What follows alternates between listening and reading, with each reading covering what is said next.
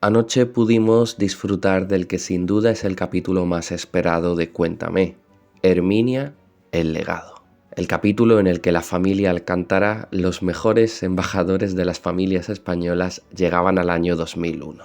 El capítulo en el que la futura reina Leticia explicaba la conversión al euro. El capítulo en el que el siglo XX acababa con un 11S inimaginable. Y mientras veía el capítulo y pensaba en todo lo que quería comentar sobre él, una escena sobresalió para mí entre todo el metraje. Una escena que contaba más por lo que callaba. Una escena cargada de subtexto de historias e historias. Una escena que, como Herminia, podría ser el legado de Cuéntame. Buenas Clippers, soy Juan y en el vídeo de hoy os contaré cómo sería para mí la continuación ideal de Cuéntame a raíz del capítulo de anoche. Por lo pronto ya podéis ir dándole me gusta al vídeo, suscribiéndoos si no lo estáis, que ya sabéis que me ayuda mucho para que sigamos creciendo. Y si os gustan las historias de época sobre nuestro pasado, como Cuéntame, La Promesa, La Moderna, pues ya sabéis que tenéis disponible en la caja de descripción el enlace a mi novela Postbellum, ambientada en la España de los años 20.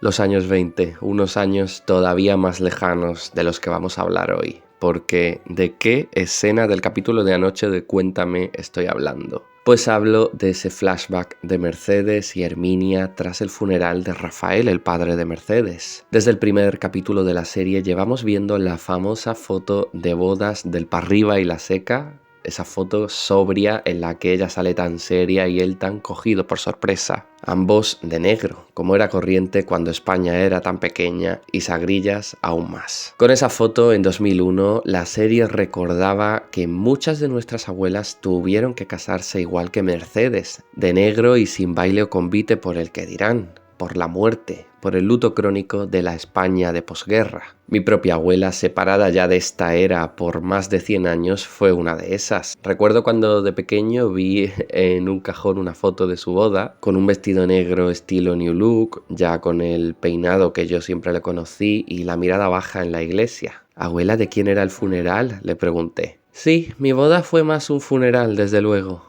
me dijo ella. Y no sé vosotros, me lo podéis decir en los comentarios, pero yo tengo hambre del retrato de esa España de posguerra en Sagrillas. Hambre de la interpretación de Paz de Alarcón, la actriz de Herminia joven, que es capaz de mimetizarse con María Galiana de una forma casi sobrenatural. Es que es María Galiana joven, no hay más. Cómo habla, cómo replica, los gestos, las miradas, hasta la vitalidad y la fuerza te llevan a esa abuela que hemos conocido por 20 años. Y luego está María Bernadeu. Siempre se nos ha hablado de la elegancia de Mercedes desde que era una más en Sagrillas, una humilde costurera, una segadora temporera como tantos, una niña que iba al lavadero con las vecinas, una pueblerina pero grácil, digna, con hechuras de reina, rubia, esbelta y delgada, la Seca, en pocas palabras. Y lo imaginábamos. Imaginábamos cómo sería esa Mercedes joven y con Ana Duato teníamos a la Seca adulta. Pero con María Bernadeu ya no hay que imaginarlo porque representa a la perfección lo que era y siempre fue Mercedes.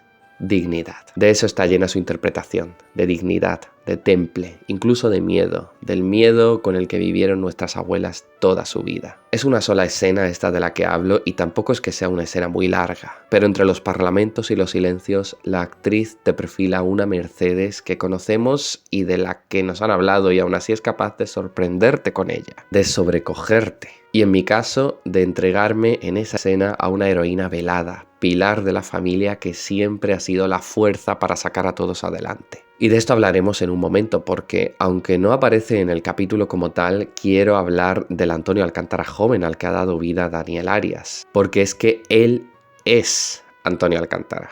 Es igual.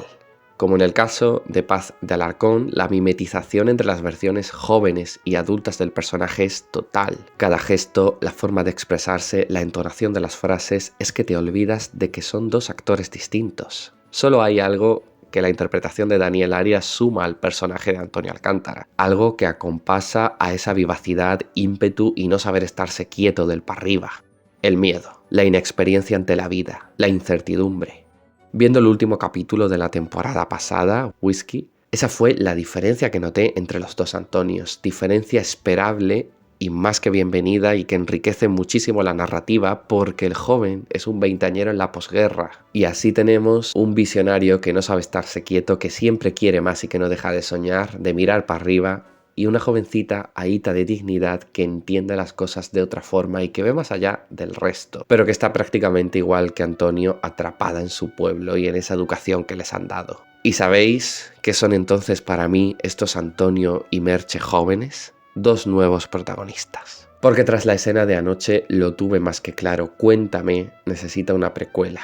Cuéntame cómo pasó necesita ser Cuéntame otra vez, por ejemplo. Pero no hablo de una precuela sobre la juventud de Doña Pura en los años 20, como la que se propuso hace años. No. Yo hablo de una precuela con Antonio y Mercedes de novios, recién casados. Y para hacer este vídeo me he leído incluso el libro Toda una vida, de los guionistas Jacobo Delgado y Carlos Molinero, y es que hay trama ahí.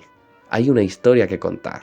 Conforme yo leía el libro, tenía en la mente todo el tiempo, como digo, a los actores jóvenes, a Paz de Alarcón, a Daniel Arias, a María Bernadeu, y todo el rato iba imaginándome la historia como si estuviese viendo un capítulo de una serie. Es que yo ya me imaginé el piloto con ellos de novios, con Antonio teniendo que irse a África a hacer la mili, con Mercedes esperándole, respondiéndole y no queriéndole responder las cartas, con Antonio haciendo 1000 maniobras allí en Sidifni para conseguir llamar por teléfono a Sagrillas y hablar con su Milano. Con la muerte de Rafael, ese padre tan estricto y duro que no aprobaba la relación de Mercedes y Antonio, y por supuesto con el regreso del novio para casarse y empezar una nueva vida. Y el plantel de personajes para acompañar a estos protagonistas está ahí. Herminia y Pura, por supuesto, que yo a Pura la imagino interpretada por Pastora Vega, como no podía ser de otra forma. Miguel, Don Mauro y Somoza como antagonistas, y de hecho a Somoza también tenemos al actor joven de también un capítulo de la temporada 22, donde tenemos una escena en la que Antonio pues le está pidiendo un anticipo precisamente para su boda con Mercedes. Pero tenemos muchos más personajes, la Amazona, Liceria, el Matamulas, total, Sagrillas. Esas Sagrillas que hemos conocido y que hemos visto evolucionar desde los años 70 hasta el 2001, está pidiendo a gritos, Sagrillas, que conozcamos su pasado, sus orígenes. Esas Sagrillas de finales de los 40, en plena posguerra, en la que Antonio intenta salir adelante sin venderse a Don Mauro, en la que el extraperlo da de comer al pueblo, mal, pero mejor que las cartillas de racionamiento. Esas Sagrillas en la que Mercedes tiene que coser y coser para Doña Asen, pero aún así sigue soñando y sacando adelante a su familia. Esas Sagrillas en la que Doña Pura, enterrada en vida, sigue carcomida por su odio a Don Mauro tras el asesinato de su esposo. Esas Sagrillas en la que el cacique impone el terror a los vecinos. Terror y orden. La historia está ahí y por supuesto yo me la imagino como no podía ser de otra forma en formato diario, para que sigamos el día a día del pueblo al 100%. Que por algo a mí en el máster de guión me llaman el experto en diarias. Pero también podría ser una serie semanal perfectamente, o una historia en formato miniserie incluso. Da igual, lo importante es que hay una historia que contar, que hay personajes, muchos ya conocidos y queridos, y es que os imagináis el clamor popular en redes al saber que podremos conocer los orígenes de los Alcántara, los orígenes de Herminia, porque esta serie daría para conocer todavía a una versión más joven de Herminia, a esa recién casada con Rafael mediante flashbacks en esta misma serie, digo. Esa joven Herminia que aguantó cuernos y cuernos hasta que su marido pues murió después de la guerra. Pero lo más atractivo para mí es que sería el gran retrato de la juventud rural de posguerra.